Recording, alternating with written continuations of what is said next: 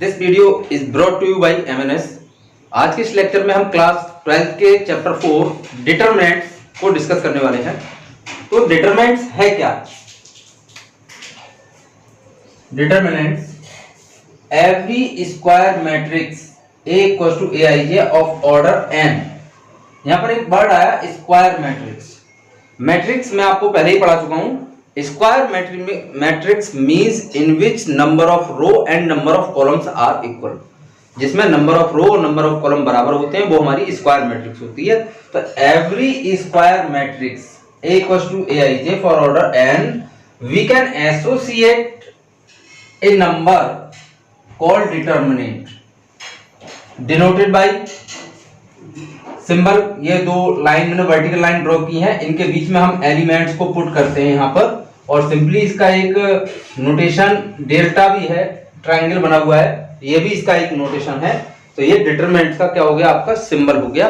और डिटरमिनेंट में केवल हम उन्हीं मैट्रिक्स को लिख सकते हैं, ये बात मैं बार बार रिपीट कर रहा हूं, उन्हीं मैट्रिक्स को लिख सकते हैं जो स्क्वायर मैट्रिक्स हों। दैट मींस जिसमें नंबर ऑफ रो और कॉलम्स कैसे हों, बराबर हों, और जिनमें नंबर ऑफ रो और कॉलम बराबर नहीं होंगे उसको हम डिटरमिनेंट की फॉर्म में रिप्रेजेंट नहीं कर सकते। केवल उन्हीं को कर सकते हैं जिनके रो और कॉलम इक्वल होते हैं। तो ये डिफरेंस हो गया मैट्रिक्स में और डिटरमिनेंट में। अब हमने मैट्रिक्स के बाद ही डिटरमिनेंट चैप्टर इसीलिए पढ़ा था जिससे मैट्रिक्स पूरा तरह से क्लियर हो जाए, क्योंकि यहाँ पर डेफिनेशन में सबसे पहले वर्ड आ गया स्क्वायर मैट्रिक्स। तो मैट्रिक्स आपको पता नहीं होगी तब तक डिटरमिनेंट समझ में नहीं आएगा, इसलिए पहले मैट्रिक्स आपको पढ़ाया गया था। अब ये क्लियर हो गया कि डिटरमिनेंट में नंबर ऑफ रो और number of columns are equal. और यहाँ पर जो ऑर्डर n लिखा है, ऑर्डर n का मतलब क्या है, वहां पर ऑर्डर होता था रो इनटू कॉलम, लेकिन यहाँ पर क्या होगा, स्क्वायर मैट्रिक्स है तो दोनों के रो और कॉलम कैसे होंगे, इक्वल होंगे। 2/2 का होगा, 3/3 का होगा। तो 2/2 का है तो ऑर्डर डिटरमिनेंट का 2 हो गया, 3/3 का है तो उसका ऑर्डर 3 हो गया। इसी पर आपकी बेस्ड है एक्सरसाइज 4.1। ओके, तो now let's move first question. Sign of determinant 2 4 -5 -1, इसको आपको इवेल्युएट करना है, फाइंड आउट करना है इसकी वैल्यू क्या होगी। अब डिटरमिनेंट को किस तरीके से सॉल्व करते हैं, पहले इसमें आप डायगोनल वाले एलिमेंट्स की मल्टीप्लाई करेंगे, इस एलिमेंट्स की, आफ्टर दैट रिमेनिंग एलिमेंट्स की, और बीच में माइनस का साइन रहेगा, ये बात आप ध्यान रखेंगे। तो मैं इसको सॉल्व कर रहा हूं, 2 × -1, बीच में माइनस आ गया। अब रिमेनिंग एलिमेंट्स आपके कौन से हैं, -5 और 4, तो -5 × 4, ये हो गया -2, माइनस प्लस 5 4 जा 20, दैट मींस आपके पास आ गया 18। It is the required solution of this determinant, और इसका ऑर्डर है 2। इसका ऑर्डर क्या होगा, 2 होगा। क्यों होगा, क्योंकि ये मैट्रिक्स जो है स्क्वायर मैट्रिक्स है और 2/2 की है, इसलिए इसका ऑर्डर क्या होगा, 2 है डिटरमिनेंट का। इस तरीके से हम सॉल्व करते हैं।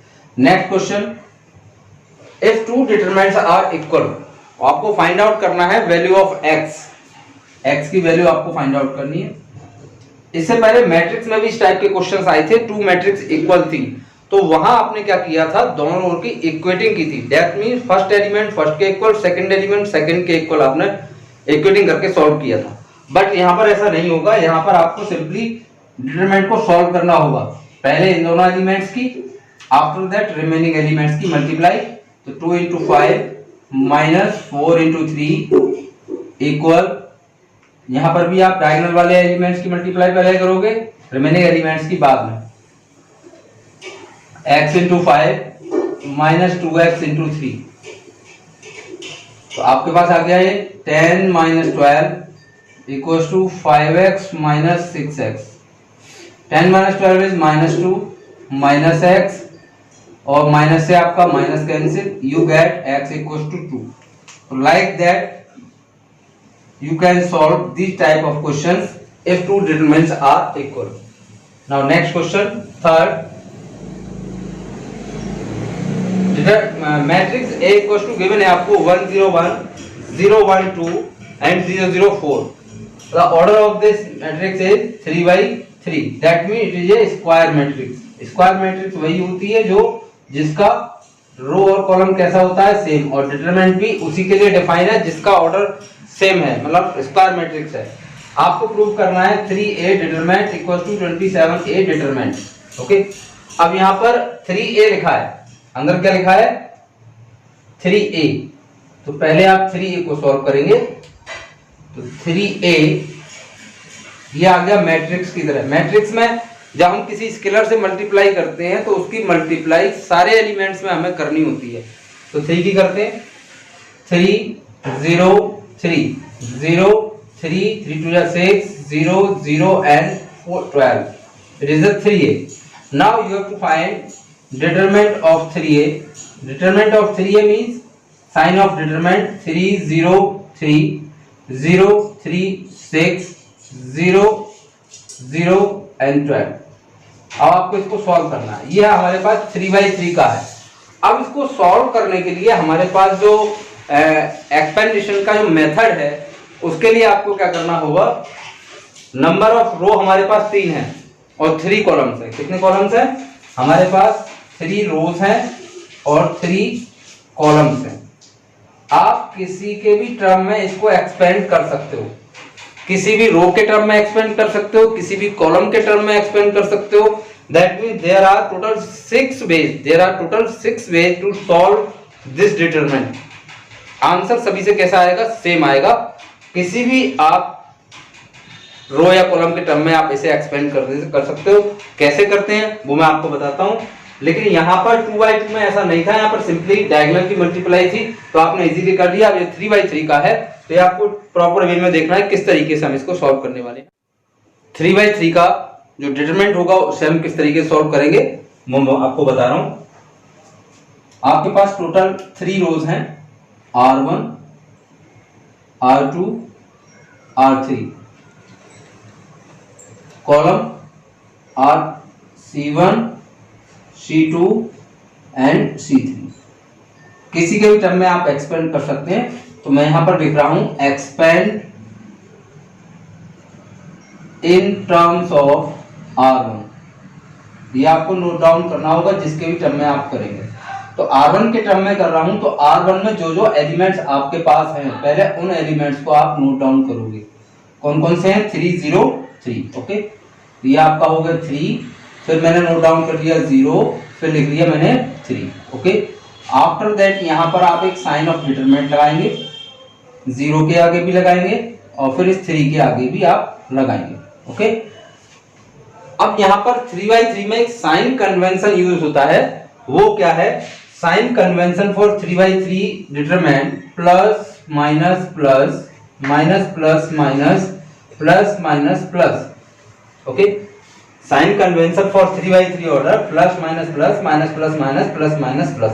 ये कैसे आए वो भी मैं आपको बताऊंगा नेक्स्ट सीरीज में आपको किस तरीके से आता है।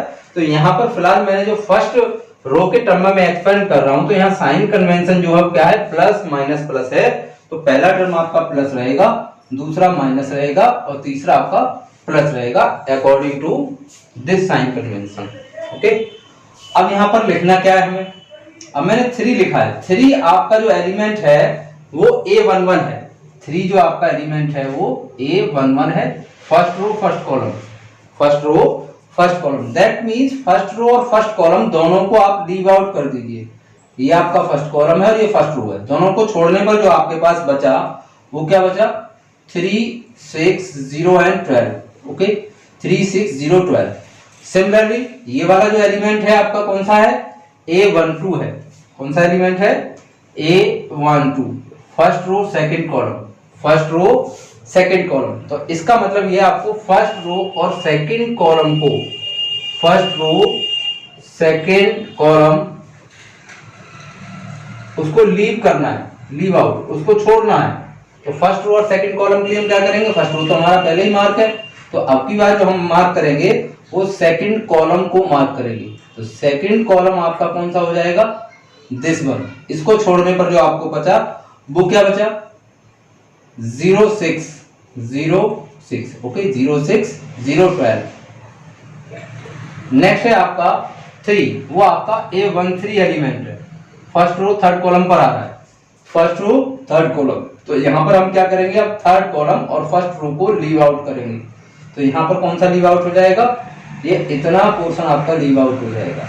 बचेगा कौन सा, 0 3 0 0। ओके, अब आपके पास जो डिटरमिनेंट है वो 2/2 के हैं, वो मैं पहले ही बता चुका हूं आपको किस तरीके से सॉल्व करना है। पहले इसकी मल्टीप्लाई करनी है, बाद में रिमेनिंग एलिमेंट्स की करनी है। ओके, सॉल्व करते हैं। 3 12 3 36 -0 -0 0 -0 प्लस 3 नाउ 0 -0। बीच में माइनस रहता है, मैं ऑलरेडी बता चुका हूं आपको। 3 6 18 3 3 9 और 1 10 108 सिंपली आपके पास आया। -0 प्लस 0 उसका कोई मीन्स नहीं है, फाइनली आपके पास 108 आया। ओके, ये हो गई आपकी LHS 3A। ये मैंने पर्टिकुलर एक रो के टर्म में मैंने इसको एक्सपेंड किया।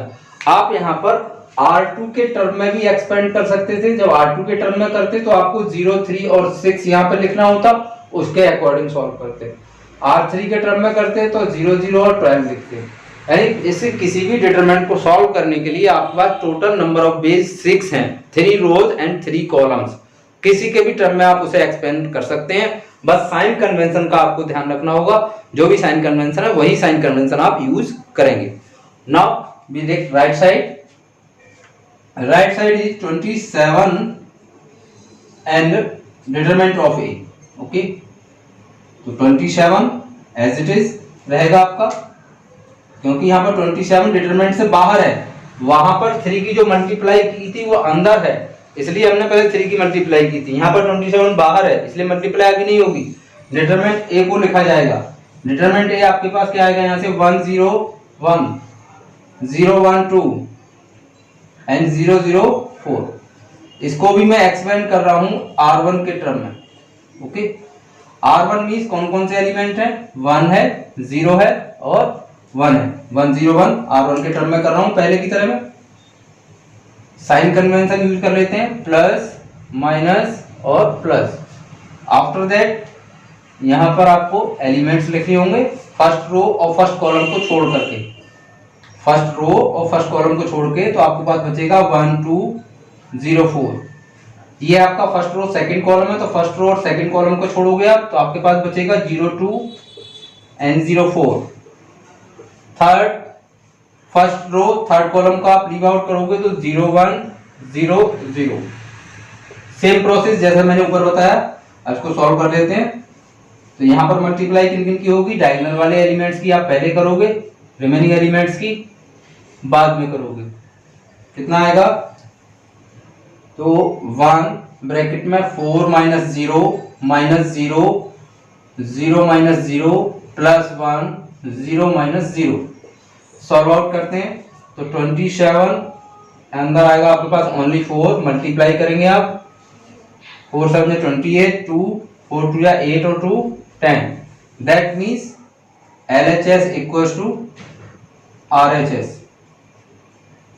जो आपको प्रूव करना था।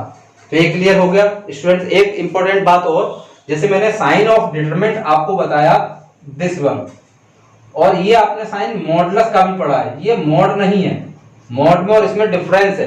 क्या डिफरेंस है मॉड में और इसमें? इसको सॉल्व करने पर, डिटरमिनेंट को सॉल्व करने पर एक फिक्स वैल्यू आपको मिलती है। जैसे कि मैंने इसको सॉल्व किया, फिक्स वैल्यू आपको 108 मिली। इसको सॉल्व किया 108 मिली, जबकि ये एक मॉडुलस का साइन है। यहाँ पर आप सिंपली 5 लिखते थे, तो यहाँ पर मॉडुलस और डिटरमिनेंट में दोनों में ग्रेट डिफरेंस है। Modulus is not equal to determinant. Modulus जो है इक्वल नहीं होता किसके, डिटरमिनेंट की। ये बात अपने दिमाग में आप रखें। डिटरमिनेंट अलग सिंबल है और मॉडुलस एक अलग सिंबल है, तो मॉडुलस और डिटरमिनेंट सेम नहीं है। ओके, तो आज हमने इस वीडियो में एक्सरसाइज 4.1 के कुछ क्वेश्चंस को सॉल्व किया था और ये समझा कि मैट्रिक्स और डिटरमिनेंट में डिफरेंस क्या है और किस तरीके से हमें उसका एक्सपेंड करना है। ओके स्टूडेंट्स, तो नेक्स्ट वीडियो में नेक्स्ट एक्सरसाइज के साथ मिलते हैं।